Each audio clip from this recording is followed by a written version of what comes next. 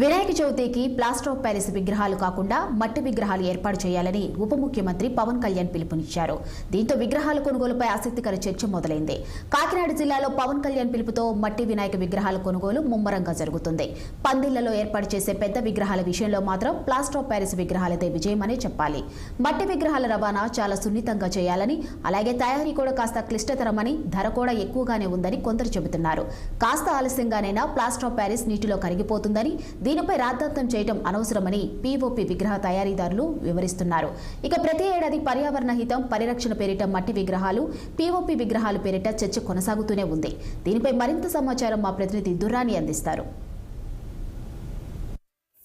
అబాల గోపాలం మొదలు యువత వరకు ఉర్రుతొలగించేది వినాయక చవితి. వినాయక చవితి పేరు చెప్తేనే చాలా సందడి, ఒక ఆనందకర వాతావరణం మాత్రం మొదలవుతుంది.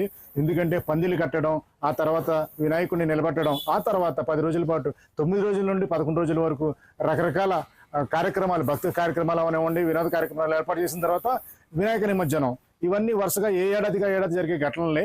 అయితే ప్రతి ఏడాది మాత్రం వినాయక చవితి వస్తుందంటే మాత్రం ఒక చర్చ నడుస్తుంటుంది. సమాజ హితం కోసం ప్లాస్టర్ ఆఫ్ ప్యారిస్తో తయారు చేసే వినాయక విగ్రహాలు వద్దంటూ ఒక వాదన నిలబడుతుంటే, పర్యావరణ హితంగా ఉండే మట్టి విగ్రహాలనే వినియోగించాలి, వాటినే పూజించాలంటూ మరోపక్క ప్రతి ఏడాది వాదన జరుగుతూనే ఉంది. అయితే ఎప్పుడు కూడా ప్లాస్టర్ ఆఫ్ ప్యారిస్ విగ్రహాలు ఎక్కువగా వినియోగం అవుతున్నాయి. ఈ దఫా మాత్రం కొత్తగా ప్రత్యేకంగా చెప్పుకోవాలంటే ఉప ముఖ్యమంత్రి పవన్ కళ్యాణ్ మాత్రం ఒక రకమైన పిలుపునిచ్చారు. పర్యావరణ హితంగా ఉండే మట్టి విగ్రహాలనే వినియోగించండి, పందిళ్లలో వాటిని నిలబెట్టండి అంటూ పిలుపిచ్చారు. అయితే పవన్ కళ్యాణ్ పిలుపు మాత్రం ప్రతి ఇంటికి చేరిందని చెప్పాలి. ఇళ్లలో పెట్టుకునే వినాయకుడి విగ్రహాలు మాత్రం మట్టితో చేసి పెడుతున్నారు, కానీ పందిళ్లలో పెట్టి విగ్రహాల దగ్గరికి వచ్చేసరికి మాత్రం ఇంకా కొద్ది చైతన్యం రాలేదని చెప్పాలి. ఎందుకంటే ప్లాస్టర్ ఆఫ్ ప్యారిస్ వలన కొద్దిగా పర్యావరణానికి చేటు కలుగుతుంది, మట్టి వలన లాభం కలుగుతుంది అని చెప్తున్నప్పటికీ, అంటే నిమజ్జన కార్యక్రమంలో యువత మాత్రం ఎక్కువగా ప్లాస్టర్ ఆఫ్ ప్యారిస్ వైపు వినియోగించు ఆకర్షితులు అవుతున్నారు.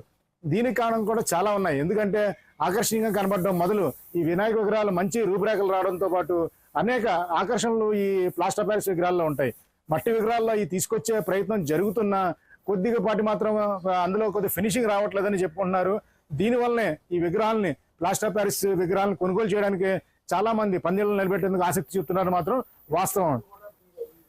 అయితే మట్టి విగ్రహాలు రవాణా సమయంలో ఇరిగిపోతున్నాయని ఈ నిర్వాహకులు కూడా చాలా ఆవేదన వ్యక్తం చేస్తున్నారు. ప్లాస్టర్ ఆఫ్ ప్యారిస్ మాత్రం తీసుకొచ్చి నిలబెట్టేంత వరకు చాలా బాగున్నాయని. కాకపోతే ఇక్కడ స్పష్టంగా మనకు వాదన వినిపిస్తుంది. ఏంటి, నీళ్ళ నిమజ్జనం సమయంలో మట్టి విగ్రహాలు వెంటనే కరిగిపోతున్నాయి, ప్లాస్టర్ ఆఫ్ ప్యారిస్ కరగట్లేదని చెప్తున్నారు. కానీ ఈ తయారీదారులు మాత్రం చెప్పడం ఏంటంటే ప్లాస్టర్ ఆఫ్ ప్యారిస్ కూడా కరుగుతుంది, కాకపోతే కొద్దిపాటి కెమికల్స్ ఉంటాయి, మహా అయితే ఒక 10-15 రోజుల్లో ఇవి కూడా కరిగిపోతాయంటూ చెప్తున్నారు. ఏదేమైనా సరే దీని గురించి దీనిపైన చర్చ ఎంత లోతుగా జరుగుతుందంటే ఏది వినియోగించాలి, ఏది వినియోగించకూడదు కేవలం ఈ విగ్రహాల తయారీ సమయంలో మాత్రమే జరుగుతుంది. అలా కాకుండా వాస్తవంగా ఏది పర్యావరణానికి హితం, అంటే దేని వినియోగిస్తే మంచిది అన్నది ఏ చర్చలతో కాకుండా వాస్తవంగా కార్యరూపంలో దాల్చి ప్లాస్టర్ ఆఫ్ ప్యారిస్ లో అయితే కనుక కొద్దిగా కెమికల్స్ తగ్గిస్తే సరిపోతుంది అనుకున్న, ఒకవేళ ఆ వాదన ఉన్నా పర్వాలేదు, లేదు కేవలం మట్టి వినియోగాలని వినియోగించాలి అన్న వాదన తెరపైన తీసుకొచ్చినా పర్వాలేదు, కానీ ఒక క్లారిటీ అంటూ యువతకు ఇవ్వాలి. ఇదంతా చర్చ ముఖ్యంగా రావడానికి కారణం ఉప ముఖ్యమంత్రి పవన్ కళ్యాణ్ ఇచ్చిన పిలుపు మేరకే ఈ ఎక్కువగా చర్చ జరుగుతుంది.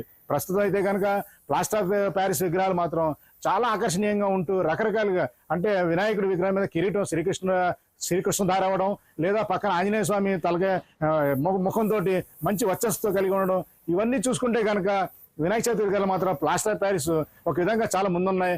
ఇక్కడ భారీగా తయారీ అవుతున్న విగ్రహాలు, వీటిని కొనుగోలు చేసేందుకు భారీగా నిర్వాహకులు ఎవరైతే ఉన్నారో వాళ్ళందరూ కూడా ఇక్కడ బారులు తీరుతున్నారు. ఈ క్రమంలో ఏది మంచి ఏది చెడు అనేది నిర్ణయించాల్సింది మాత్రం కొద్దిగా పర్యావరణ హితులు మాత్రమే.